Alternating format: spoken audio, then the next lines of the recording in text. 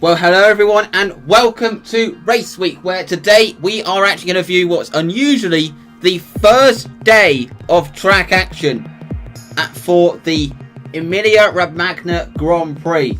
Now, before we go into the review, make sure you leave a like, comment and subscribe for more RaceWeek content.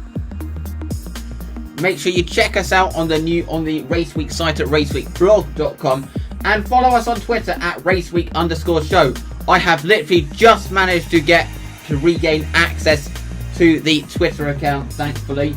I don't know what is going on. It's getting absolutely ridiculous now that this is like the third time the account has been locked for seeming like a robot when I don't really know why.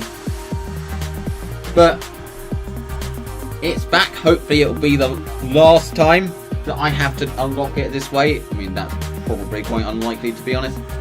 But now it's time to go into the qualifying review. But firstly, let's start off with the only practice session of the weekend.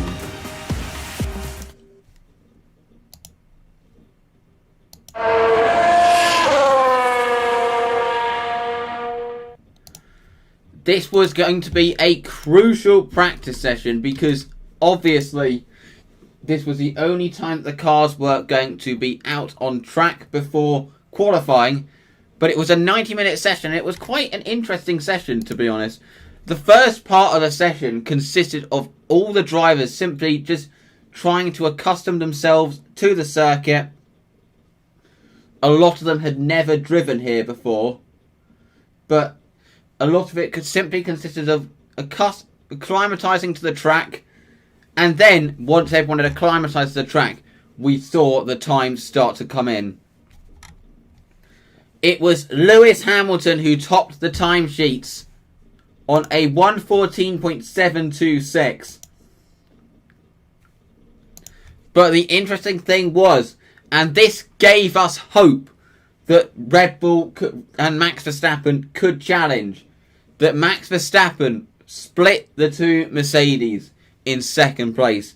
Valtteri Bottas was in third ahead of Pierre Gasly, who obviously seemed to have really good pace around this circuit. Then you had Charles Leclerc in fifth, Daniel Ricciardo in sixth, Esteban Ocon in seventh, Danny Kvyat eighth, Alex Albon in ninth, Lance Stroll in 10th, Sergio Perez 11th, then you had Sebastian Vettel, Romain Grosjean, Lance Stroll, Antonio Giovinazzi, Lando Norris. McLaren were basically focusing on their own programme.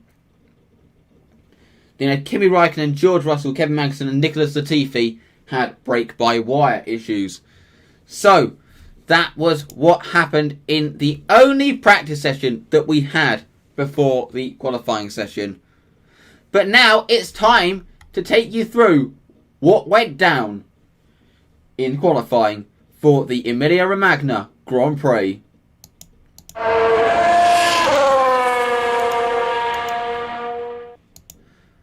So, it was a fascinating qualifying session. Q1 started where out of Q1 was Romain Grosjean, Kevin Magnussen, Kimi Raikkonen, Nicholas Latifi and Antonio Giovinazzi. One of the big talking points going into qualifying was track limits, and these were actually modified in between practice and qualifying, where they were a lot more lenient at the Variante Alta than they were at the Piratella corner.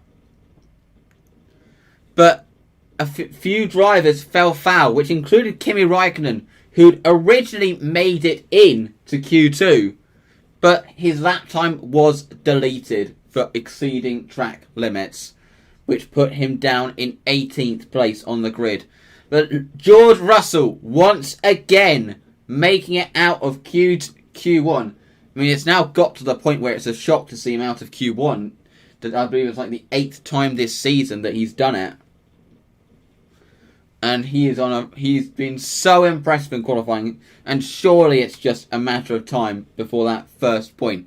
But out of Q1 were the two Hasses of Grosjean and Magnussen, Kimi Raikkonen, Nicholas Latifi and Antonio Giovinazzi. Then came Q2, and the biggest surprise in Q2, or biggest shock more like, was that neither Racing Point made it in. Lance Stroll had his lap time removed due to track limits, and Sergio Perez was in 11th. Then you had Esteban Ocon in 12th, George Russell in 13th. Another great qualifying for George Russell. Then you had Sebastian Vettel in 14th and Lance Stroll in 15th place. So that is what the order was going into Q2. Sebastian Vettel had originally been in 13th, but he also got a lap time removed due to track limits. So, moving on to Q3, and I'm going to go into reverse top 10. In 10th place, you had Carlos Sainz and Lando Norris in 9th. So, both McLarens rounding out the top 10. A little bit disappointing. Lando Norris felt that he was so close to being knocked out of Q3, as he said in an interview after the session. But he starts in 9th place ahead of his teammate Carlos Sainz. And then you have Danny Kvyat making it into Q3 for the first time this year. The AlphaTauri showing some really good pace this weekend. And, I mean, part of it may have been helped by the fact that that car was tested here before the season got underway. But still, really good pace. It's still very impressive going from the Russian driver. In 7th place, you have Charles Leclerc. Not as good as he has done before, but he starts in 7th place. And still quite an impressive starting position considering the lackluster nature of the car. You have Alex Albon, who was slightly disappointed with 6th place, but a bit closer to Max Verstappen than you'd expect. Then you had Daniel Ricciardo in 5th, and the star of qualifying, undoubtedly, Pierre Gasly in 4th place. And then we have to talk about Max Verstappen in 3rd on the grid. Q2, he has a spark plug issue. And that puts him in the garage. And it looks like his qualifying is over. A spark plug typically takes 15 minutes to change, they said. But it could be said that Red Bull are a team of robots. Not just at robotic speed in the pits, but also at fixing the car. We saw this in Hungary before the race got underway, where after Max Verstappen crashed on the reconnaissance lap, and we saw it again today. They were able to get him back out. He said the messiness of the session meant that he was unable to challenge the Mercedes, but a really good job from the Red Bull mechanics. Then after that, came the 2 Mercedes.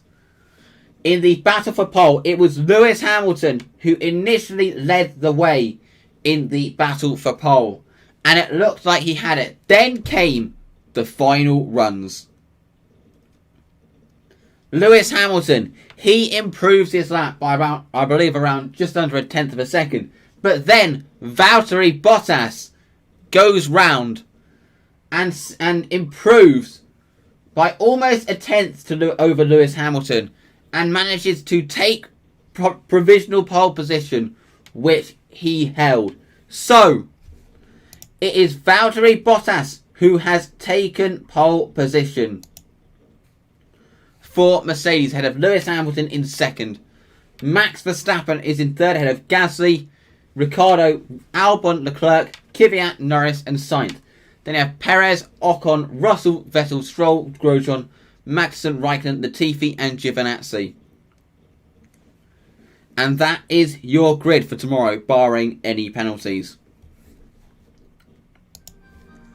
So, ahead of the race, something interesting. The run down to the first corner is going to be interesting. It really narrows down.